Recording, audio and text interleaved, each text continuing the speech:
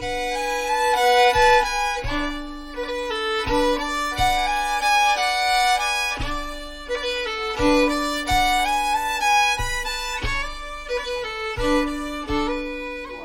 to the Center of Addiction and Faith and to our monthly webinar. I'm so grateful you're here today. I'd like to first of all invite you to click on the chat button below and tell us your name and the city where you're from. Our special guests today are Harriet, Rossetto, and Rabbi Mark Borovitz. They are the Jewish jail lady and the holy thief. They founded Beit T'Shuvah, a Jewish treatment center in Los Angeles. Beit T'Shuvah is a residential addiction treatment center that saves lives through a program of Jewish spirituality, psychotherapy, and the 12 steps. Together, these two have saved thousands of lives. Theirs is an amazing story of love and redemption, a story that reveals the saving work of God. So excited to have you two here today. So thank you for being here. My name is Pastor Ed Treat. I am the founder and CEO of the Center of Addiction and Faith. Here at the center, we believe faith communities can and should play a bigger role in solving the addiction crisis. By better addressing the addiction crisis, we would not only save a lot of young lives, but also reduce crime, reduce homelessness, reduce incarceration rates, and so much more. Addiction is tied to nearly every social issue today. If you have questions during today's presentation, please click the Q&A button below, and later in the hour, we'll address as many of those questions as possible. Following this 1-hour webinar today, there will be a 30-minute discussion on Zoom. Please copy the link in the chat page for access to that meeting. And now I'd like to invite us all to pause for a moment of silence to consider those who suffer from addiction. We'll follow that by the Serenity Prayer.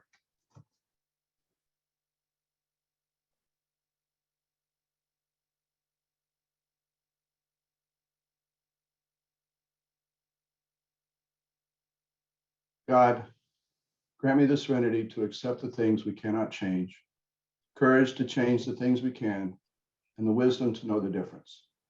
Living one day at a time, enjoying one moment at a time, accepting hardship as the pathway to peace, taking as you do this sinful world as it is, not as we would have it, trusting that you will make all things right if we surrender to your will, that we may be reasonably happy in this life and supremely happy with you forever in the next. Amen. Amen. Timothy McMahon King, author of the powerful book, Addiction Nation, is our webinar moderator today and our host. Tim, thank you for bringing Harriet and Rabbi Mark to our attention today. Thank you, Ed, and thank you everybody for being here. And it does look like we have one small technical difficulty, and this might be a Zoom issue, as our chat does not seem to be available today. But as you are joining with us and want to interact, please do use that Q&A button that is working, and we'll have a great Q&A time later. And one of the things that we're excited about with this webinar and having Rabbi Mark and Harriet here today is the Center of Addiction and Faith is not exclusively a Christian organization. It is multi-faith, but this is a growing edge. Started by a reverend, you got your resident Episcopalian, and we're trying to grow in this area of engaging with other faith and spiritual traditions, people who don't identify with any particular religious tradition at all, to mine the wisdom that is there from a variety of different perspectives. And that was where we now have Rabbi Mark as our board vice chair, and it's helping us grow in that way. And I also hope that you all will be able to join us and him at the conference this fall. And this was an exciting webinar, and just if anyone is at work and needs to put in headphones, as just one quick warning, we've got a trailer coming up that is, I think, one of the best ways to introduce Rabbi Mark and Harriet to you all today. And then we're going to just dive into a discussion, learning more about their journeys, as well as insights that we can have from the Jewish tradition about recovery, transformation, and healing. So always a little bit of a risk trying to play video over Zoom, but Rebecca is going to do her best to try to help us all view this trailer together. So Rebecca, go ahead and take that away. I was this, suburban housewife with all the china and silver, but I was having affairs all over the place. I really helped my mother tremendously. I went places with her and all that kind of stuff. And then there was this other part of me that was just a criminal.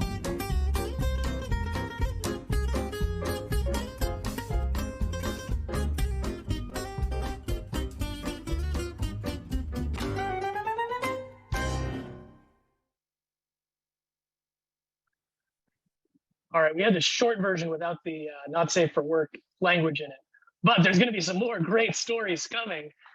And this is, if any of you are coming from the 12-step tradition, this is a place where we're going to be honest. And I love this and the work that they have done together, in particular, because it exemplifies a spirituality of imperfection that doesn't require us to achieve something in particular before we can come together with grace and be healed.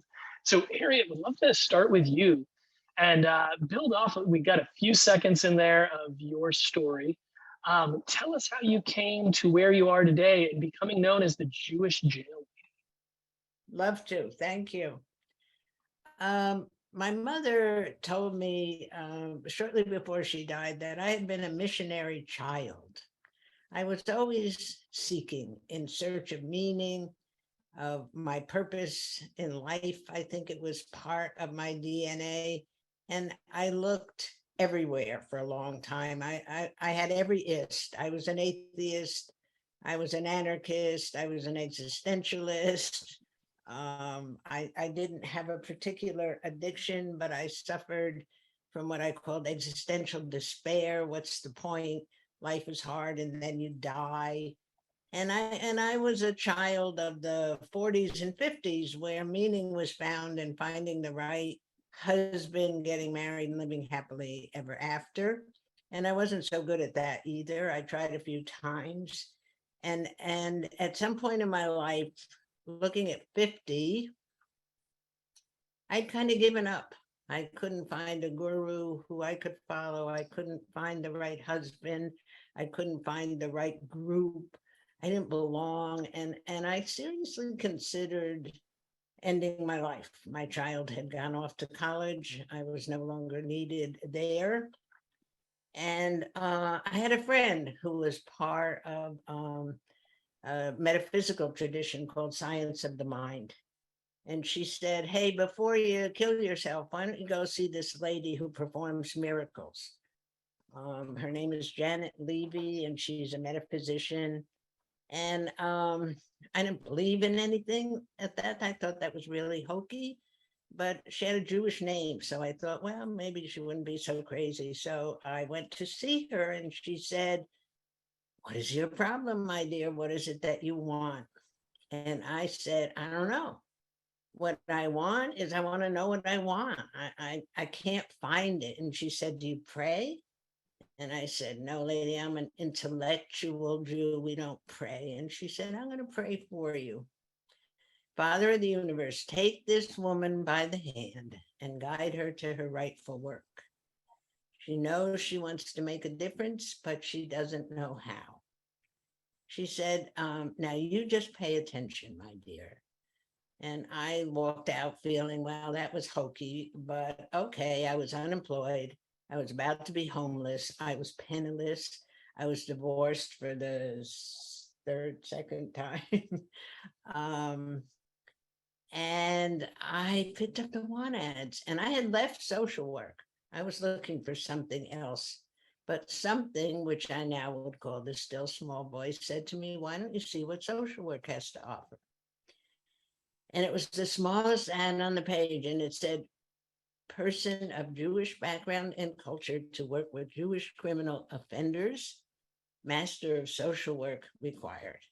And it was like, oh my God, I prayed with this lady to be guided, and who better than me, nice Jewish girl likes bad boys, work with Jewish criminals? This is a friggin' miracle. And I made a very conscious, rational decision at that moment not to call that a coincidence and to believe that I had been guided. I still get chills because those are God bumps, they call them in AA. It was my willingness to accept that there was something greater than myself. And so I went to apply for the job. And when you go with the confidence that God sent you, they hire you. I didn't tell them God sent me because it was a mental hospital. And, if you say God sent you, they lock you up. But I got the job going around the state of California looking for Jews in jail. And I was hooked. I was hooked from day one. This was it for me. And the lady who was the original Jewish jail lady became my spiritual mentor and guide. And she was a really extraordinary woman. She had been educated as an attorney in the 20s. And she left the practice of law because she said it's wrong to charge people when they're in trouble. And so she became this Jewish jail lady going up and down the state looking for Jews in jail. And I said to her, you know, I was taught that people only value something they pay money for, and that because I had trouble charging people, that showed that I was, I didn't believe in myself. I had low self-worth. And she said, that's crazy. You're a Jew. That's why you don't want to charge people in trouble. And that was another aha, like, wow, it isn't just there's something wrong with me. This is part of a tradition. And then I went to my first Seder in prison, where I saw that the whole tradition of coming out of Egypt was meaningful in terms of one's inner life, that one's inner oppressor was what they were talking about, that Pharaoh lives inside of us. It wasn't just about a meal and getting together with your family, that there was actual personal meaning in Judaism.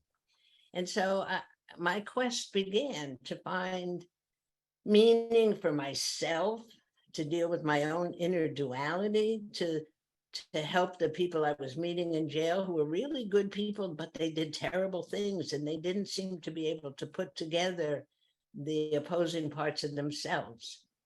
And so my search became for a path to wholeness. And I identified my own existential despair as basically having a hole in my soul and an inability to integrate the opposing voices, the animal piece and the angel piece, as Rabbi Twersky calls it, the divine and the profane, that we are by divine design a split creature. And in Judaism, and which is what I love about the teaching, both come from God. Our animal instincts are not evil.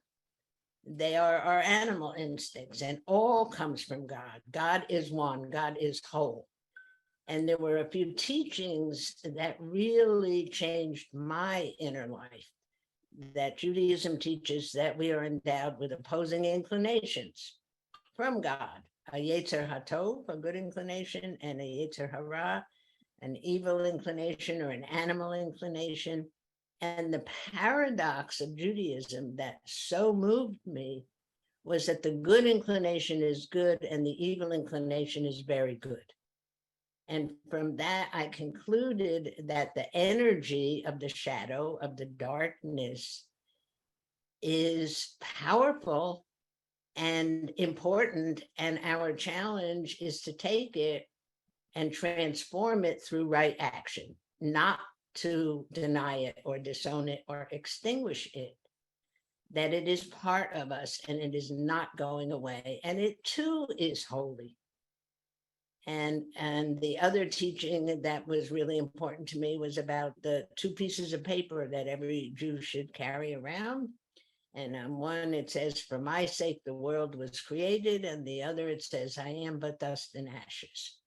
And to make that a both and, not an either or. And so that's been the shift for me, the paradigm shift from an either or black and white reality to a both and integrated reality that helps me on a daily basis struggle with the two opposing voices, the one that wants to live and create and connect, and the one that still has a melancholic, despairing, what's the point, and how to take right action to mitigate the pull of the negative voice. Somewhere in the process, now I'm coming to you. Oh, okay. I get a call from the rabbi at the state prison at Chino, and every prison had a rabbi and a Jewish congregation, believe it or not. And the rabbi said, my men here heard that you started this Beit T'Shuvah place, because I was visiting Jews in prison, but when they came out, there was nowhere for them to go. And so the revolving door was, 60, 90 days, they were back. And I got really obsessed with the recidivism rate and what I could do to stop that. And so I opened a place with the help of the Federal Emergency Management Act, bought an old house, moved in, and said, okay, when you get out, come stay here at Beit T'Shuvah. And I had read about T'Shuvah, which means return or repentance. And I thought, oh, what a great name for the place, the House of T'Shuvah. So the rabbi calls and says, my men heard you started this Beit T'Shuvah place. They would like to learn more about it. Will you come talk to them? And so I went to the prison. I loved going to prison. I loved leaving also. And the rabbi's inmate clerk was Mark Borovitz. He was not yet a rabbi. He was an inmate.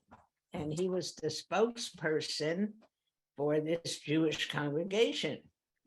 And he started interrogating me instantly about what some liberal social worker would know about the needs of convicts, some bleeding heart liberal. And so I said to him, look, smart ass, if you know so much, when you get out of there, come help me. I'm out there doing it while you're laying around in here. Okay. Love at first sight. Hey, at first sight, no way I was ever going to have anything to do with this person again. And here we are, married 32 years. Go figure. Beautiful. And so you have this moment of, your own confrontation with that inner Pharaoh, discovering freedom, but knowing that your freedom is not an individual thing. It's a part of a collective. You have a chance to meet lots of Jewish bad boys, and one of them is right here. Mark, tell us how you ended up in this place where you were having a confrontation with a Jewish jail lady. Well, let me start where she left off. The truth is that we were very nice and kind, and we wanted to help. We had concerns because, we believed we knew what we needed, and meaningful work and, safe space. And Harriet came in defensive, snobbish, and basically spoke to me like I was lower than dog shit. Now to get there, I didn't have some terrible, I had a trauma in childhood that I've never really spoken a lot about. But when I was 3 years old, I took a walk. My mother and my two brothers were supposed to be watching me. My father was at work, and my mother didn't pay attention to where I was or to me or anything. And my brothers were off playing. I mean, they were 3 years and 6 years older than I was, so 6 and 9. And I just felt like I was not important. And I took this walk, and they didn't even notice I was gone until my father came home and said, "Where's Mark?" And everybody looked, and nobody took responsibility or anything. So my father started calling police stations, and I'd been picked up by the police in a different city. In Cleveland, if you went one block, you could be in a different city. And so my father said, "Do you have a 3-year-old there? His name is Mark Borovitz." And the East Cleveland police said, "We have somebody here that matches your description, but he says his name is Mock Butts," because I couldn't speak well. And my father said, "That's my boy, I'm on my way." And that betrayal by my mother impacted the whole rest of my life for many, many years. And so I didn't trust anybody except my father. My father died when I was 14. And then I trusted nobody. And so I was stealing and I was drinking and I was, hustling. My mother was making $2 an hour in 1966 when my father died. So I went to our barber, who was a fence for the mafia, and I said, I gotta do something to make money for mom, to help my mother out. And he knew our whole family. So he gave me hot merchandise to sell. And I was hustling hot merchandise from the mafia on consignment. And whatever I made, I gave him 50% and me 50%. And it was, in 67, 68, 69, I'm making, $200-300 a week, which was a lot of money in those days. And I would give money to my mother and I would give money to my older brother, and my other brother was in college. So I would give extra money to my older brother so he could send it to my brother in college. And it was all, nobody spoke about it. Nobody asked, where are you getting this money from? Because I also had a job and I was telling everybody, oh, I'm selling a lot of shoes, And so what happened was that it just kept going and I kept drinking.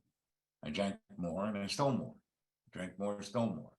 Got into trouble. Somebody wanted to kill me. The local mafia said that one of the underbosses had been my adopted godfather, and he said that no, you can't touch him. You have to stop calling his family. And I had taken care of my younger sister. And so when she was she was about 77, she was about 16 years old. I had to leave. I had to leave Cleveland and I moved to California. What about the ticket for the temple? Oh, yeah. That's important. Yeah. And so prior to this, my mother couldn't afford a lot. And every Yom Kippur, there was this service, Yishker, a remembrance service, where you went and said the Kaddish, the prayer for the dead.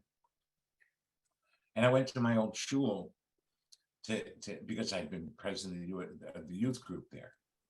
And I went there and the usher said, do you have a ticket? And I said, no, I don't have a ticket. My mother couldn't afford it. He knew my family. And he said, well, if you don't have a ticket, you can't get in. I said, I want to come say Kaddish for my father. He says, I'm sorry, you can't get in. I spit on him.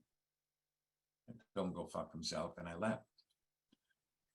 And even though I kept a belief in God, I ran away from Judaism, from everything.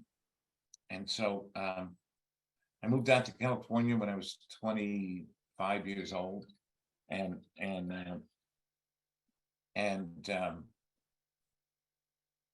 yeah, I was 25 and a half. My oldest brother was out here. He had been diagnosed with multiple sclerosis, so I came out to help him. And everything was great, except I brought me with me. So you know how in the program it talks about geographics? Well, I did a geographic and it didn't help. And then in California, you can't pay a judge off. I got a drunk driving and I asked the attorney, how much do I have to pay the judge, to get this busted down to a reckless or, to a speeding ticket.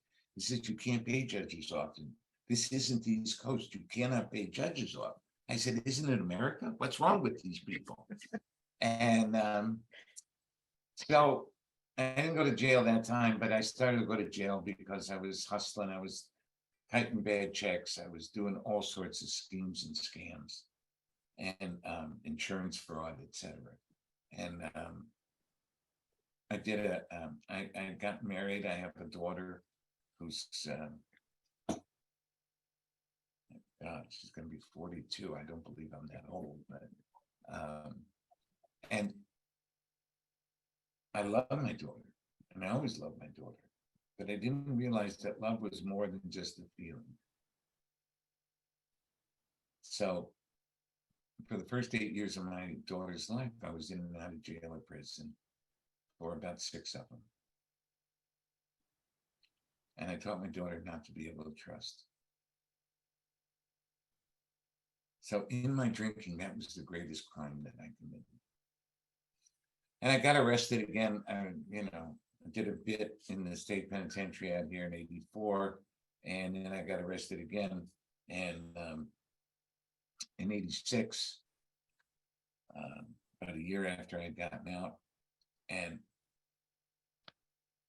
I called my first wife. I'd been on the run, and I said, "Come pick up this money." And she said, "What bail bondsman do you want me to call?" I said, "Don't call anybody. The man upstairs is trying to tell me something, and I have to sit here till I can figure it out." That was in December of 1986. So in 36 and a half years, I still haven't completely figured out what God's trying to tell me, because it's new every day. And I don't know where those words came from. They were not my consciousness. It was my ecstatic experience with the divine. And I called my brother. I said, "Send me a Torah, the first 5 books of the Bible, and a prayer book." And I started to study, and I went to prison, and I started to study with the rabbi in prison, and I was introduced to Rabbi Abraham Joshua, who said that if you want to really know how to live, you have to immerse yourself in the Bible. You can't pick it to pieces. You have to immerse yourself. You have to see yourself in every sentence, in every chapter. And I started to do that. And in my prayers, I immersed myself in prayer. So I'm reading the story of creation, and I realized that the tohu vohu, the chaos and emptiness, chaos and void, that was part of the creation of the world, was also part of the creation of me. And that only the creation starts with chaos, emptiness, void, and then goes to darkness. And then when I reach up or reach down, reach up to God, reach down into my soul, does light appear, and I can see a way, a solution. In the 3rd chapter of the Bible about, in the 3rd chapter of the Bible, the Garden of Eden story, the sin, I put in quote, was that Adam and Eve hid. Not that they ate of the fruit of the tree of knowledge of good and evil, because of course they were. I mean, if you say don't do something, of course everybody's going to do it. Because they were set up. Well, I don't think they were set up. I think you don't know you have free will until you're forbidden something, that they had to be forbidden. That's my spin. Okay. So they exercised their free will, and then they didn't want to be responsible for it. So hiding, blame, hiding, being found out, and feeling shame, and then blame. And I realized I started to wail. I was in a prison cell, and I started to wail, because I realized how many times I had hidden, how many times God, through both the universe and through other people, had asked me to stop hiding, had said, "Where are you? What's happening? How can I help?" And instead of responding, I just hid more. So I made a commitment to not hide. And I have really lived that commitment. So when Harriet came to the prison and was stuck up and everything, it was right before I was getting out. And I was on the re-entry. So I was living in a state-run facility, halfway house, and then I had to find a job. They wouldn't let me be a traveling salesman. I couldn't sell cars anymore because I couldn't get an automobile license because of my felonies. And if I wanted to go to work someplace, I had to tell them my background, my criminal background. And I don't know if you can understand this, but I would walk into retail establishments because I didn't have a college degree. I was a salesman, I was a hustler. And when I would say I have a 5-page rap sheet of theft and fraud, none of them would lie to me. I couldn't figure out why. And so I walked up the steps of 216 South Lake Street, Beit T'Shuvah, and I said, here I am. And I had already been in this process of tshuva. So for those of you who don't know what tshuva is, I'm gonna translate it. It means repentance, return, and response. It is 4 steps 4 through 10. There's a saying in the Talmud, the Compendium of Jewish Law, Rabbi Eliezer asks his students, it tells his students, you should do tshuva one day before you die. Students say, who knows the day of their death? He said, exactly. Every day you should do tshuva. You should take an inventory of your day, of your being, of your soul. Write down what you did well, who was impacted, and how they were, what did you learn, and how you can enhance it. What did you do not well? Who did you impact? How were they impacted? What did you learn? How do you make amends and not repeat it? So he appeared right when we were about to open a thrift store. Now you had opened it already. Oh, and I had nobody to run it. Right. And oh, hey, wow, who better? So I hired him. And then he became my secretary. And then he started teaching Torah. And we started to become friends. Yes. And I think the important piece here of how we really got together, if I hadn't had that spiritual awakening experience and he hadn't had his, there is no way we ever would have met. And somewhere that was part of the divine design, I think, because 1 and 1 made 3 with our relationship, each of our individual relationships with God, that neither one of us could have accomplished what we managed alone, what we managed to accomplish together. Right. 1 + 1 is greater than the sum of its parts. And I think that an important thing is that both of us knew that Beit T'Shuvah and what we were engaged in was so much greater than drugs and alcohol and gambling and sex. That, as Harriet says, the Bible is the big book of recovery from the human condition. And okay, I found this on the web. For Does Harriet says the Bible is the big book of recovery. Go with Siri. It was that good. Siri had to repeat it. And so what happened was that we began to create a program, a way of being that we could live with and share it with people. So one of my things is that I'm still a hustler. I used to hustle for greed, now I hustle for God. And I'm an advocate for the soul of another human being. So we began a spiritual counseling program. Because everybody knew about therapy, everybody knew about addiction counseling, but really, we believe that, we believe that addiction is a spiritual malady. Which is why the second step is so important. Came to believe that a power greater than ourselves could restore us to sanity. And then the third step of making a decision to turn our will and our lives over to the care of God as we understand that by hooking into the divine, to this energy that is in this creative force in the universe, we can find solutions to all of what ails us and ails society, because what we recover in recovery is our integrity and our connection. And our wholeness with which we're born, I think, where that gets separated through socialization and cultural conditioning.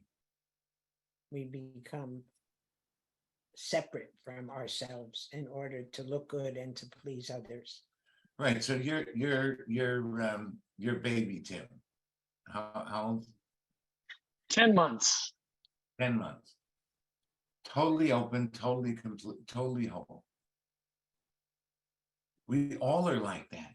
And then we get into the world, and as parents, we teach them stranger danger. We teach them, don't do this. And all of the things in order to make their lives better, while at the same time having them hide and become less whole.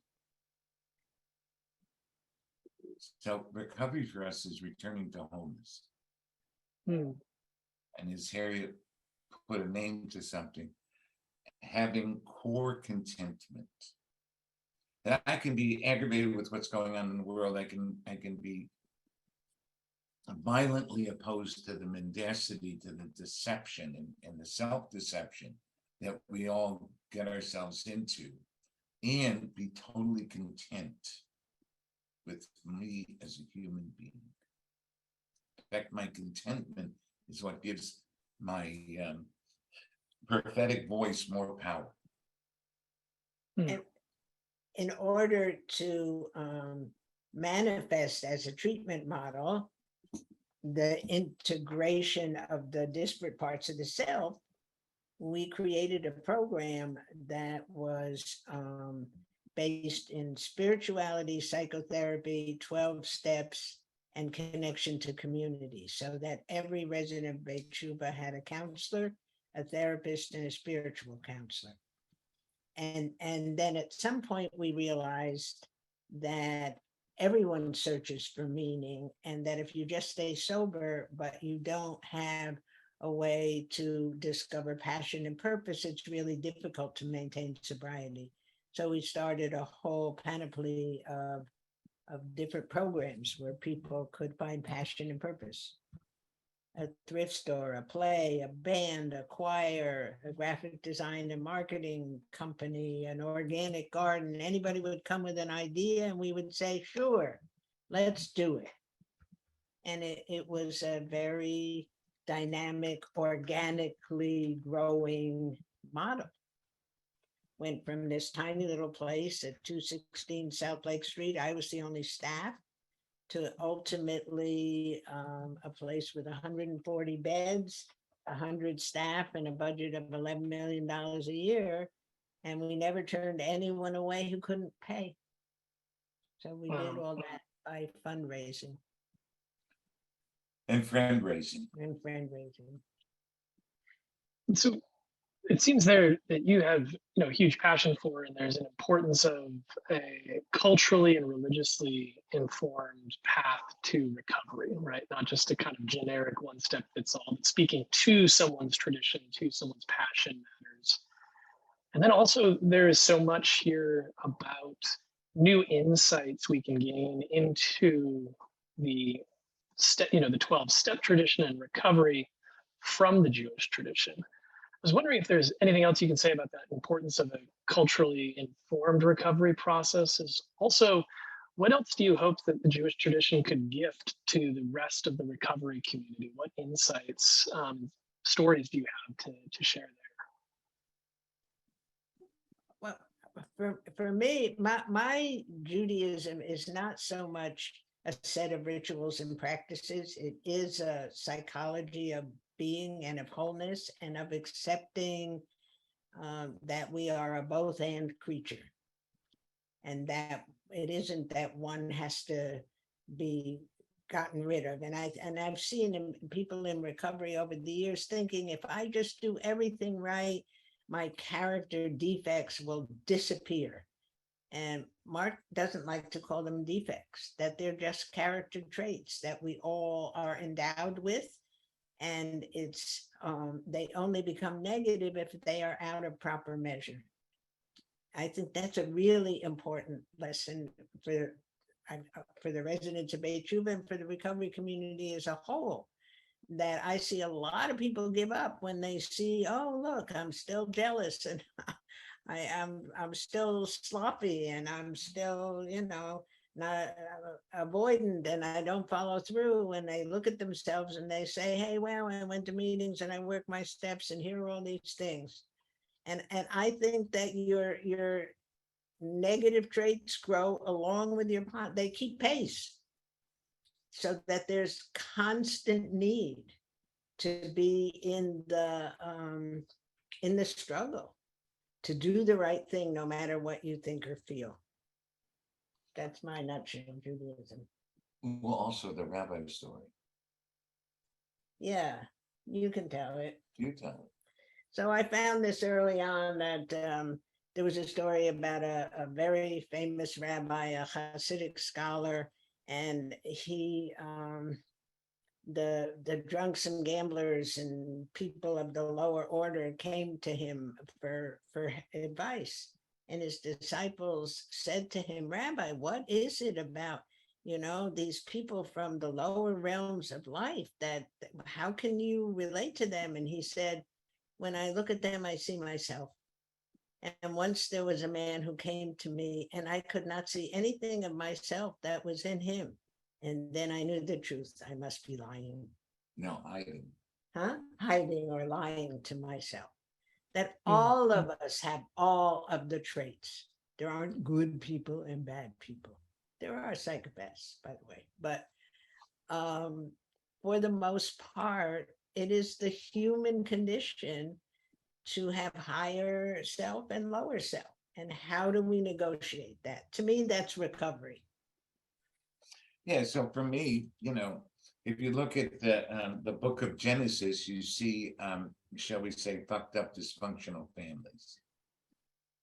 All of them. And it teaches us this concept of both and. Because Abraham, we say Abraham was our father. I mean, Christians, Jews, Muslims, we all can trace back to Abraham. So Pops pimped mom twice, once to the Pharaoh and once to Abimelech, threw one son out, Ishmael, and almost killed the other one.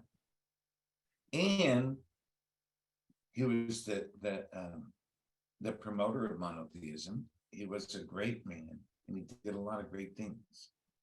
He went up against the kings to rescue the people of Sodom and Gomorrah. He really took care of his nephew. So knowing that we have both of these and living in that tension of both is what I believe the Bible is all about. And King David was, the best, right? The greatest. And screwed around big time. He had a little bit of a sex addiction, shall we say, and killed some guy, got some guy killed, had a man killed. And what about Jacob?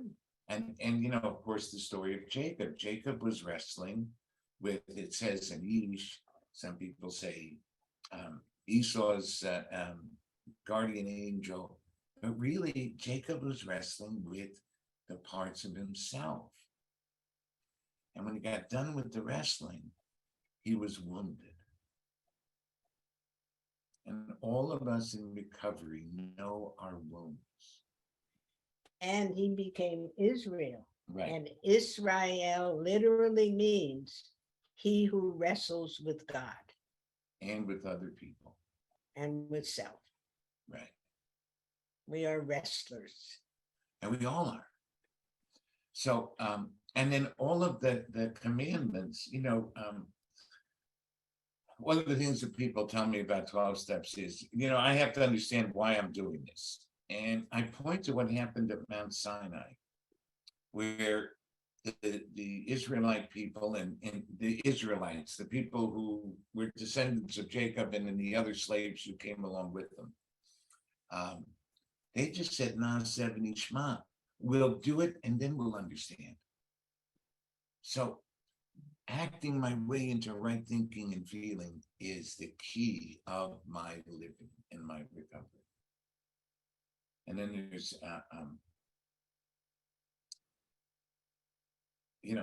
people think that holiness is some higher thing, but in chapter 19, we're told, Kedoshim to you, that you will be holy. Now, anytime it's in the future tense, in the English, in biblical Hebrew, It means an action that's begun and not yet complete. And if you look at the holiness code, if you look at chapter 19 of Leviticus from verses 1 through 18, none of it's that difficult. And when somebody tells you that you're screwing up, we're supposed to thank them because it means that they have faith in us. Think about this. When anybody tells us we're doing something wrong, if they really thought we could do better, probably not. So, you know, and then my favorite is Rabbi Heschel, of course, and I write a blog on Rabbi Heschel every day. Ed gets it. I think he shares it. He believes in living in radical amazement, maladjusted to conventional notions and mental cliches, to have an authentic awareness of what is. So I look through life. I look at the day with eyes that are fresh and new. So John Bradshaw taught us that addiction is a shame-based disease. And I do believe that accepting our both andness is a way to mitigate feelings of shame. That we are not bad because we have opposing inclinations. That's just part of being a human. And so we don't have to be ashamed. I think that's key. Yeah, and I think that culturally informed treatment is really, here's what I know. I know that people who had been to many different places and then came to Beit T'Shuvah, people not just of Jewish faith, but people of faith, they felt home. They walked in the spirit that was that resides in the building was one of home. I can be here. A belonging and acceptance. Right. We never want anybody to fit in. We don't So, Mark, I just wanted to, I didn't want to miss the moment. You write a lot on Rabbi Heschel, and I appreciate getting those every day. I'm wondering if those are available to others who might be interested in getting your writing.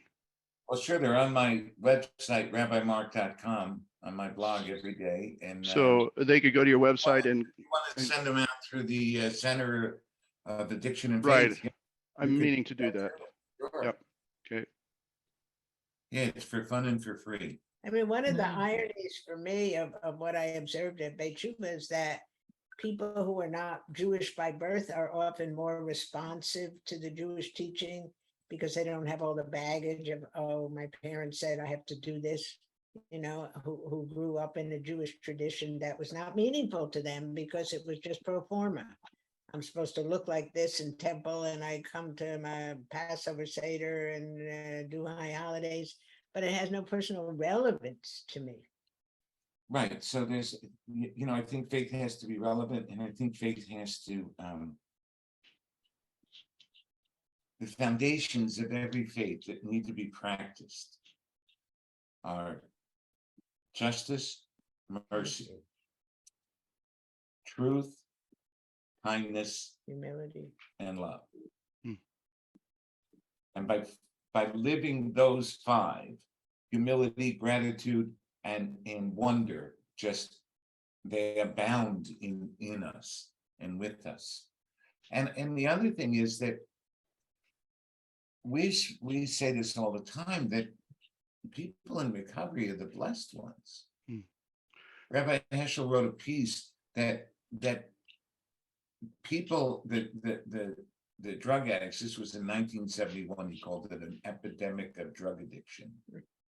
Now, the people who could lead us out of the epidemic of willful blindness that everybody else suffers from.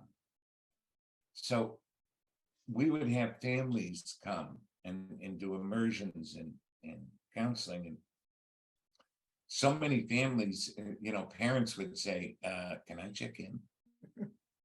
I'd like to learn how to live this in my own life. Mm-hmm. And so recovery is a universal experience. You look at, at any of at the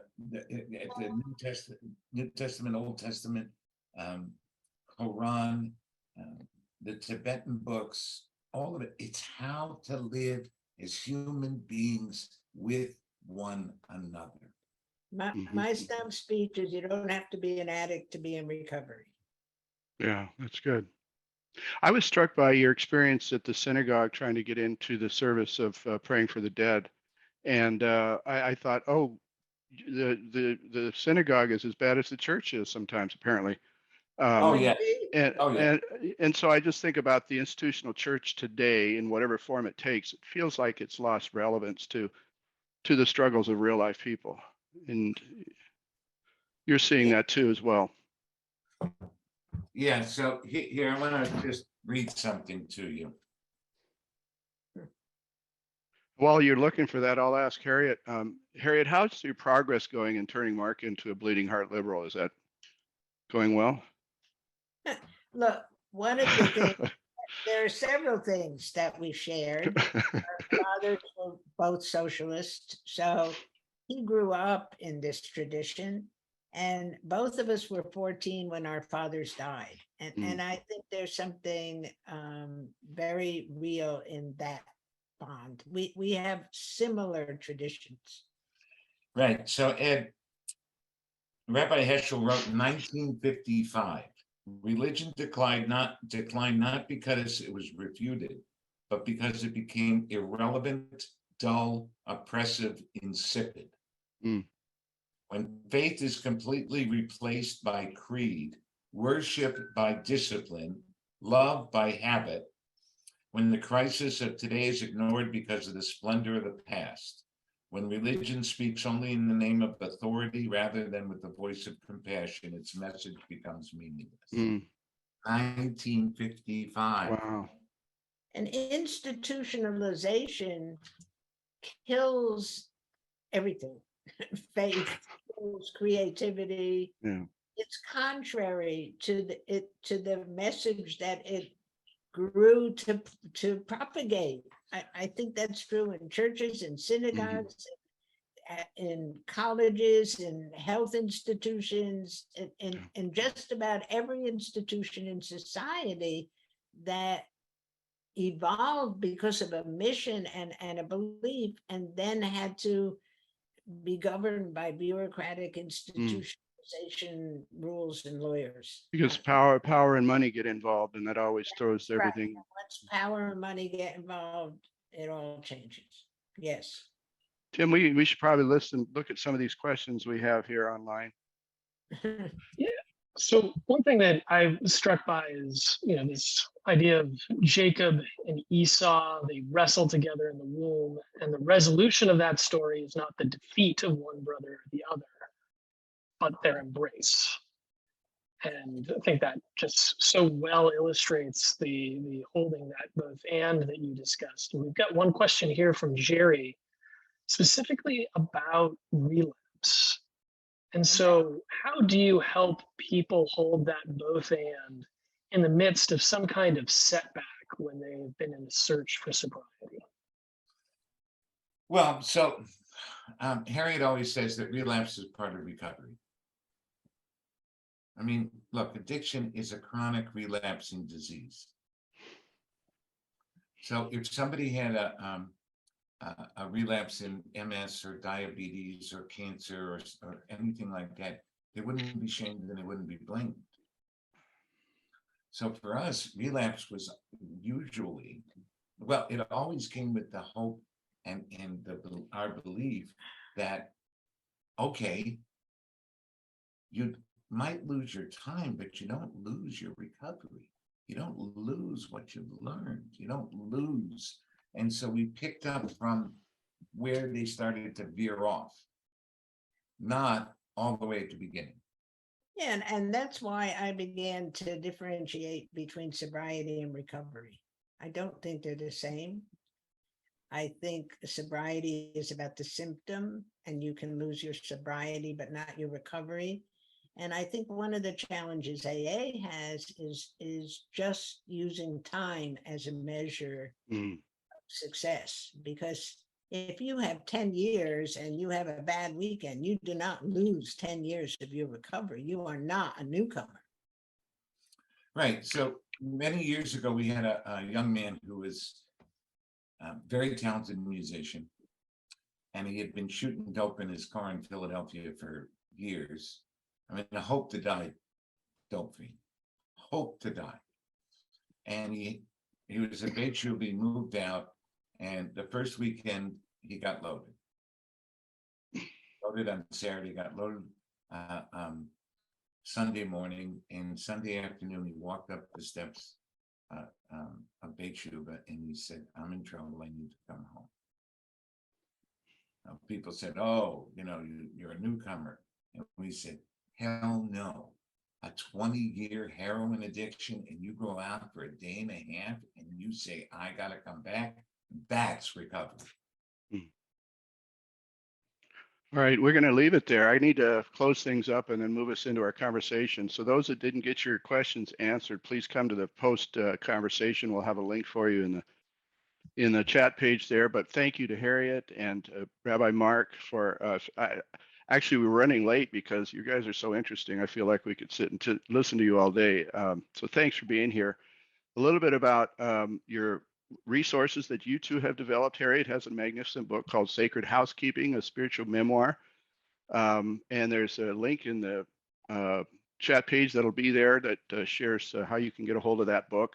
Rabbi Mark has a book about the first 5 books of the Bible, the Torah, and he connects it to recovery and how you find recovery themes in those first 5 books. I get, and his link is in the chat page, which will appear in just a sec here.